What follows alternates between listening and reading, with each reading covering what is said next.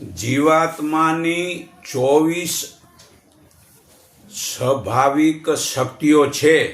એક બળ, બીજું પરાક્રમ, ત્રીજું પ્રેરણા, ચોથું આકર્ષણ, પાંચમી ગતિ, છઠ્ઠું ભીષણ, સાતમું વિવેચન, આઠમું ક્રિયા, નવમું ઉત્સાહ, 10મું સમરણ, 11મું નિષિદ્ધ, 12મી ઈચ્છા, 13મો પ્રેમ, 14મો વેર, 15મો સહયોગ, 16મો વિભાગ, 17મું સંયોજન, 18મો વિભાજક, 19મું શ્રાવણ, 20મું સપર્શન અને 21મું દર્શન અને 22મું સ્વાધીન, 23મું ગંધગ્રહણ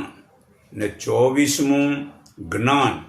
આ જીવનમાં ઉતારવાથી પરમાત્માએ શક્તિ આપી છે. એનો સદુપયોગ કરવાથી મનુષ્ય આ જ્ઞાન વડે મોક્ષ પ્રાપ્ત કરી શકે છે.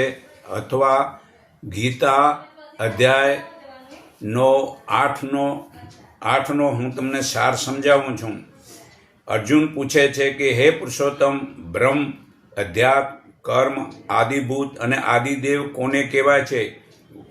વંશચિત્તવાળો મરણકાળે આપને કેવી રીતે જાણે છે? ભગવાને કહ્યું, જેનો નાશ નથી એ સચ્ચિદાનંદ પરમાત્મા બ્રહ્મ છે, ભગવાન છે. તેનો સ્વભાવ આધ્યાત્મિક છે. પ્રાણી માત્રને ઉત્પાદન કરનારી ક્રિયા તે કર્મ છે.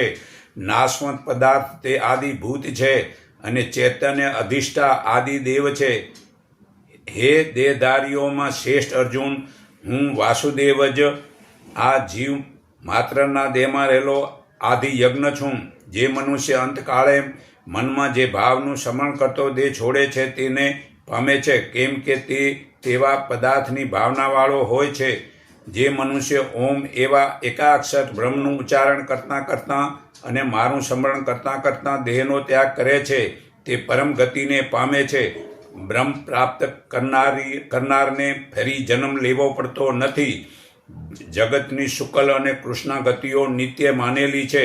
આ બંને માર્ગને જાણનારો હોય યોગી મોહ પામતો નથી. તો આ પરમાત્માની 24 શક્તિઓ છે, તેના વડે સદુપયોગ કરો અને પરમાત્માને પ્રાપ્ત કરો.